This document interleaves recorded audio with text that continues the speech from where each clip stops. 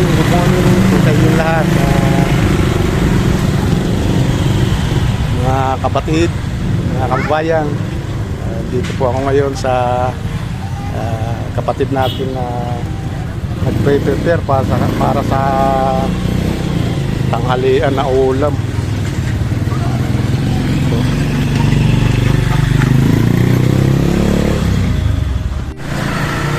Hello. Good morning po sa inyong lahat. Yan po. Nandito ako nga doon kay kababayan natin, si Paring Rodel ng Samis Oriental.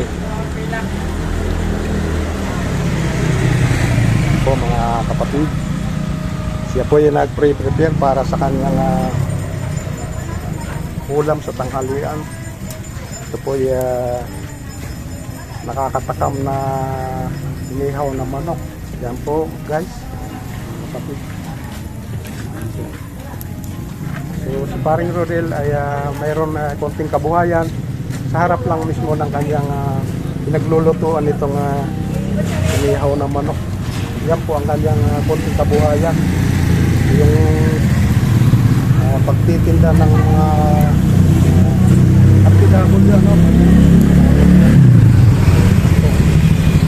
Shoutout po sa ating mga kababayan na gustong bumili o naghahanap ng mga ganitong paninda. Yan po sa harap. Yan po kanyang konting kabuhayan. Kumusta naman sa paninda mo, kuya? Ayos lang naman. Binibinta naman. Tama lang pangkain din. Tama lang pangbinta pangkain. Ayun. Okay naman yung kasi di naman tayo nag-uupa na Sarili din, wala na. Malaking bagay din talaga yung hindi ka na nag-uupa ng pwesto. Kaya sarili na pala ni Kabayan Rodel. Yan po. So ngayon, anong maliban sa pagtitinda ng mga damit dyan, mga RTW, anong mga iba pang racket na Yung lang po ang racket na. yan po. Si Mrs. Ganun din. Namamasukan yun. Sa bahay lang. Yung Mrs. na yun, nasa bahay lang din. So buti naman tayo nagkakasya rin ng kahit paano yung Tipid-tipid lang. So si Paring Rodel ay naghahatid sondo. Ilan po ba itong nag-aaral mong anak? Paano po? Tatlo po. Tatlo daw ang kanyang anak. Ilan sa fisheries? Dalawa. Yan po, dalawa sa fisheries. Mga high school ano? Ito nagkaka... Ayun. Yung isang senior high pala ano? Saka grade 10. So, ilan po ba ito sila? Tatlo po. Ayan, tatlo po ang nag-iiya po si Paring Rodel na tatlong kids. Yan po. Kumusta naman ang buhay-buhay Paring Rodel? Ayos lang. Tama lang.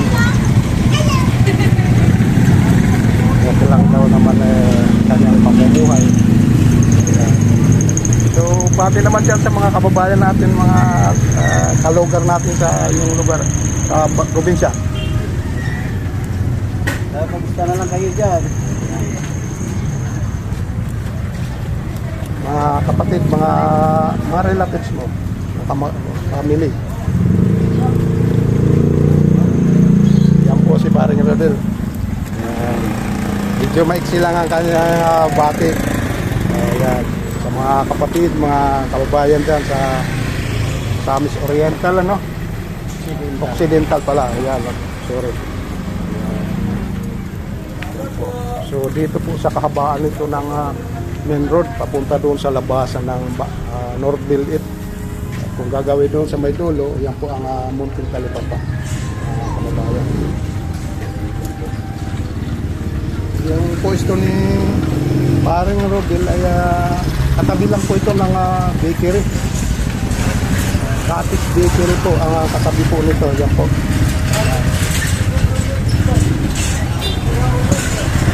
So Kumusta naman kalusugan natin? Kasi ito si Paring Rodel, nakakasabay ko doon sa bukid. Minsan doon ko na mimix siya. Minsan pag may time kami, nandun kami naglalakad-lakad. Kumusta naman ang kalusugan natin? Ayos lang. Ayan. Wala pa namang mga maintenance. Wala pa. Ilang taon lang pare ko eh? 45. 55 pa, bata po. Dapat pag ano marami pang mga oras ang kukuhanin niya.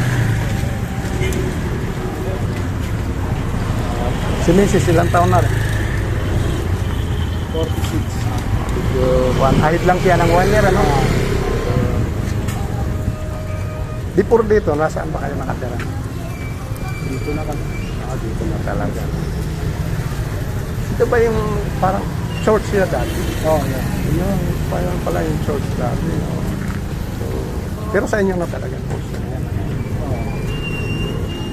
Naiba lang ang kuha na.